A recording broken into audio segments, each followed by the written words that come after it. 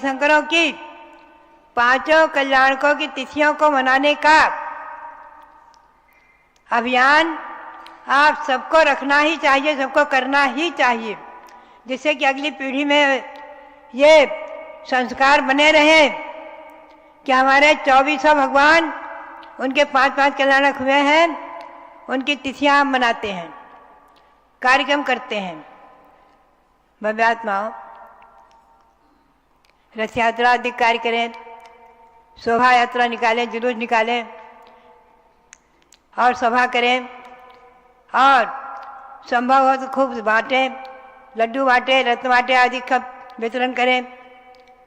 ये कल्याणक मनाने की परंपरा आप रखेंगे तो जो भगवान महावीर जैन धर्म के संस्थापक हैं, ये धारणा बिल्कुल निर्मूल हो जाएगी। कोई भी नहीं मानेगा इस बात को कि जैन शासन के संस्थापक, जैन धर्म के संस्थापक भगवान महावीर देव। जैन धर्म, जैन शासन अनादिकाल से चला आ रहा है, अनंत काल तक चलता रहेगा। अनंत अनंत तीर्थंकर हो गए हैं। इसी भावना को लेकर मैंने यहाँ पर जो अतीत काल के 24 तीर्थंकर हुए हैं अयोध्या में, उनके नाम जो हमें प्राप्त हुए हैं, उसी के अनुसार यहाँ त्रिकाल चौबीसी, भूतकालीन, वर्तमानकालीन, भविष्यकालीन चौबीसी का मंदिर सन 93 में ही शिलान्यास हुआ था, बना था। 94 में उसका पंचकल्याणक हुआ था।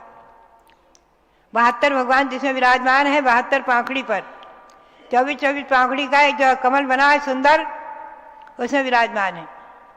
इस क्षेत्र में भी मैंने 30 चौबीसी जो उनके नाम प्राप्त हैं, 5 भरत, 5 ऐरावत, 2.5 जीप में है। ध्यान रखें, जम्मू द्वीप में 1 भरत 1 ऐरावत है, धातकी खंड में 2 भरत 2 ऐरावत है, पुष्करार द्वीप में 2 भरत 2 ऐरावत है। ऐसे 5 भरत 5 ऐरावत 2.5 जीप तक है।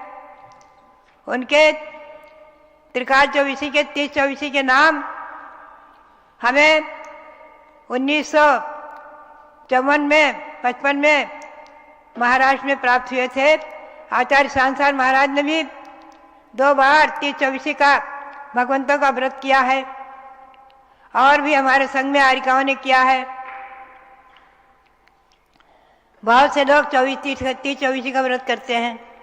मैंने लघु रूप में 30 चौबीसी का 30 व्रत करने की भी प्रेरणा और घोषणा की है।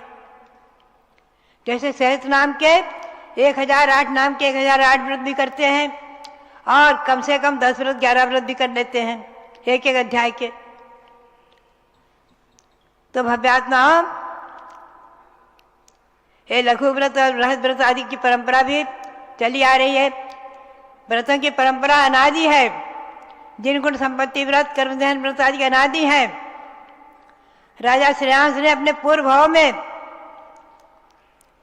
इन व्रतों का अनुष्ठान किया है, जिन गुण संपत्ति और कर्मध्यान व्रत आदि का।